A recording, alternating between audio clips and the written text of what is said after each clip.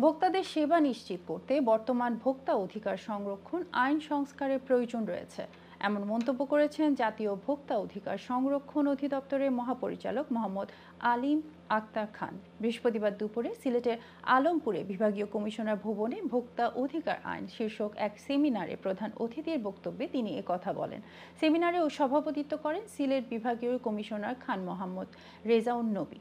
মুখ্য আলোচক হিসাবে বক্তব্য দেন শাহজালাল বিজ্ঞান ও প্রযুক্তি বিশ্ববিদ্যালয়ের সমাজ বিজ্ঞান বিভাগের অধ্যাপক ডক্টর মোহাম্মদ আলী ওয়াক্কাস।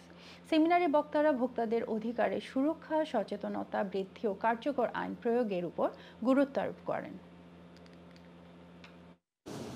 আমি মনে করি এই যে যেটা বললেন, রাষ্ট্রের যখন আমরা দায়িত্ব নিয়েছি সেদিন থেকে আমাদের দায়িত্ব হলো জনগণকে সার্বিকভাবে সেবা দেওয়ার চেষ্টা করা এবং সেটা নিশ্চিত করার জন্য পাবলিক সার্ভিস নিশ্চিত করার জন্য এতগুলো মন্ত্রণালয়, এত ডিপার্টমেন্ট এবং তার একটা হলো ভোক্তা অধিকার সংরক্ষণ অধিদপ্তর। মূলত এই সমস্ত মন্ত্রণালয়, দপ্তর, অধিদপ্তর মিলে যে সম্মিলিত সেবা, সেটাই হলো যে আসল উদ্দেশ্য। তো সম্ভবত আমাদের সেবা প্রদানের ক্ষেত্রে আমরা এত বেশি ব্যর্থ, আমি নিজের সহ পাবলিক সার্ভিস, যে মানুষ এখন আমাদের উপর অনেকটা অসন্তুষ্ট।